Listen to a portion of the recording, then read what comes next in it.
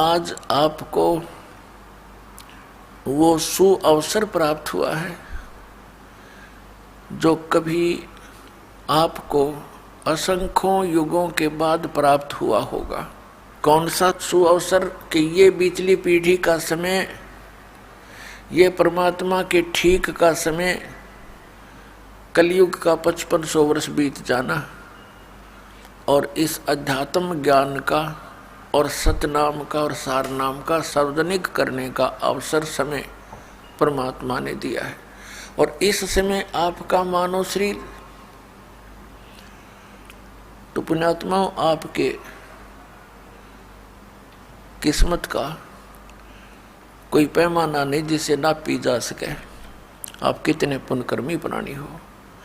लेकिन जो मार्ग आपको प्राप्त हुआ है इसके ऊपर अंतिम सांस तक दृढ़ रहना है। जरा सा भी गलती खा गए,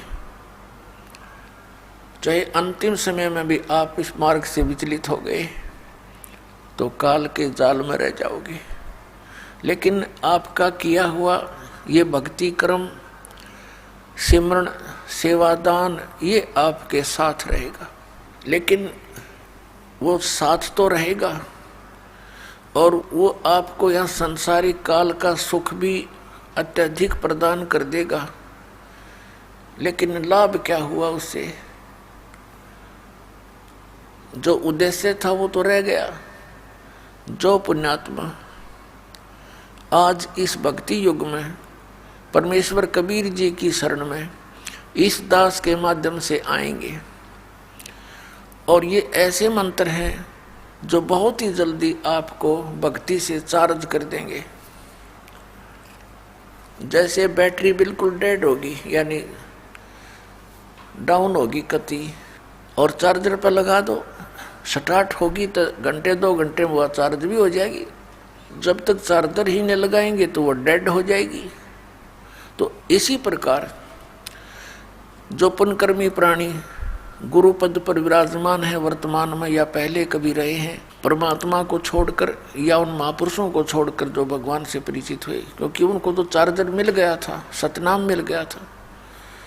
अन्य जितने भी हैं वो पिछले पुण्यकर्मी प्राणी हैं, और वो भक्त, वो श्रद्धालु जो इन नकली संतों के फंस गए, ये भी पिछले जन्म के भक्ति से चार्ज थे।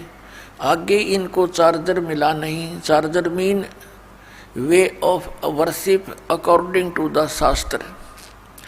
शास्त्र विधि अनुसार ये सत साधना प्राप्त हुई नहीं, तो जिस कारण से उनकी पिछले जन्म की बैटरी यानी पुण्यकर्म रहे, तब तक चार्ज रही वो बैटरी, तब तक तो उनके घरों में सारे सुख दिखाई देते थे।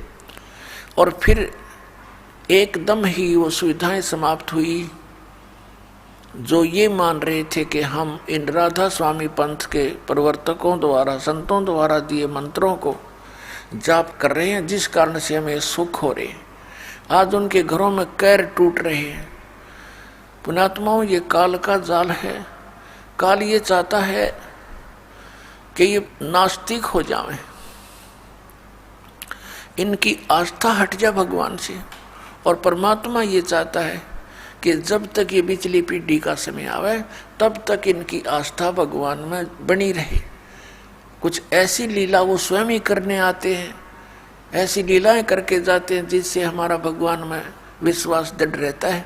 जैसे द्रौपदी का चीर बढ़ाना, ये श्री कृष्ण के बस की बात नहीं थी, परमात्मा ने स्वयं लीला की थी। सोचल छिद्र मैं करूं अपने जन के काज, तो उनका चीर बढ़ाया था परमात्मा ने सूक्ष्म रूप में आके। तो आज तक हमारी भगवान के प्रति दृढ़ता रही। फिर बीच में ये काल के दूत आ गए, इन्होंने ये कहना शुरू कर दिया, ये महर्षि दानंद जैसे अज्ञानियों ने, कि ये कभी नहीं हो सकता। अरे जब भगवान मनुष्य जैसे ही कर्म करेगा तो भगवान कहाँ से हो गया? फिर वो परमात्मा उसी को कहते जो अनहोनी को होनी कर दे और होनी को करे अनहोनी। तो अब ये नास्तिकता की तरफ चल पड़े थे। अब जैसे महात्मा बुद्ध कौन थे? ये महापुरुष थे, पुण्यकर्मी प्राणी थे पिछले जन्मों के। ये स्वर्ग में से सीधे पृथ्वी पर जन्मे थे और राजा के घर जन्म हुआ।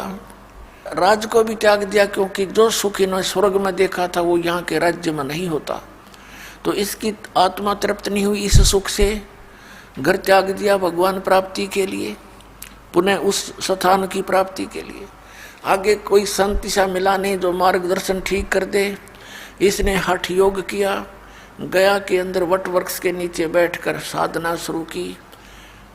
अब ये हठ योग के विषय में गीता के अध्याय नंबर 17 के श्लोक नंबर 6-7 में स्पष्ट किया है कि शास्त्र विधि को त्याग कर जो मनमाना घोर तप को तपते हैं, उनको राक्षस स्वभाव को जान, वो मुझे भी और अंत शरीर के अंदर जितने बैठे हैं ये प्रधान, इनको भी क्रश करते हैं ये राक्षस स्वभाव के।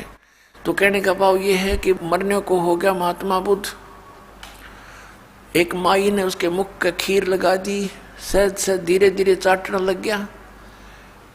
अगले दिन उसने अच्छी खीर खाई, धीरे धीरे फिर वो शरीर स्वस्थ हुआ, चार्ज हुआ उसका शरीर, अन्न के बिना वो कंडम हो गया था। फिर उसने अपना विधान बता दिया, अपना अनुभव कि starvation could not lead to salvation. भूखा मरने से आत्म कल्याण नहीं हो सकता। अब भूखा मरण की कही थी किसने उसने, कौन से शास्त्र में लिखा है कि भूखा मरण परमात्मा मिलेगा? आप पहले हठ योग करें, बकवाद करें, शास्त्र विधि त्याग कर साधनाएं करें, फिर उनसे कुछ मिलना ही नहीं, फिर अपने अनुभव बताने लग जाते हैं। श्रीमद् भगवद गीता अध्याय नंबर 6 के श्लोक नंबर 16 में कहा कि अर्जुन, ये योग अर्थात भक्ति न तो अधिक खाने वाले की और न बिल्कुल न खाने वाले की, ये अन्न त्याग दे निराहार रह करके व्रत रखते हैं, और ना गणित जागने वाले की और ना अधिक सोने वाले की कभी सफल नहीं होती, सफल नहीं होती। तो जो हमारे सदग्रंथ हमें गाइडलाइन कर रहे हैं, इनका इनको कख पता नहीं था।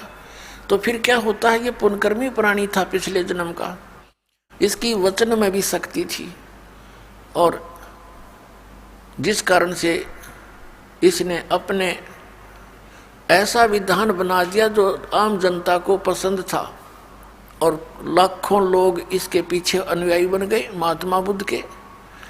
और जो दीक्षा महात्मा बुद्ध देता था वो शास्त्र विधि त्याग का मनमाना आचरण था, जिस कारण से महात्मा बुद्ध के अनुयायियों को आध्यात्मिक लाभ कोई नहीं हुआ।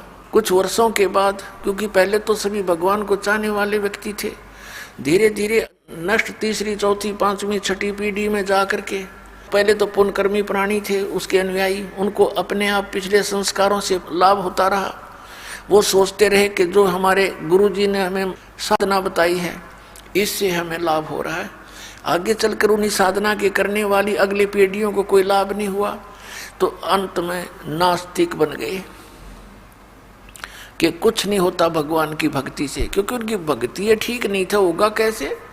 जिस कारण से पूरा चीन, जो विश्व की लगभग आधी आबादी बताते हैं, वो सारा नास्तिक हो गया, कम्युनिस्ट कहने लग गया अपने आप में, भगवान से दूर आदमी।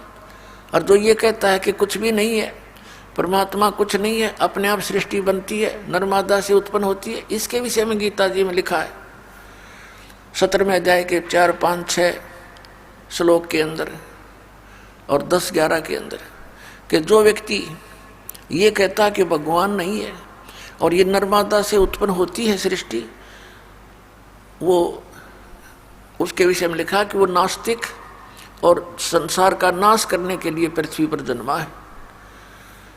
वो ऐसे निकम्मे आदमी बताए।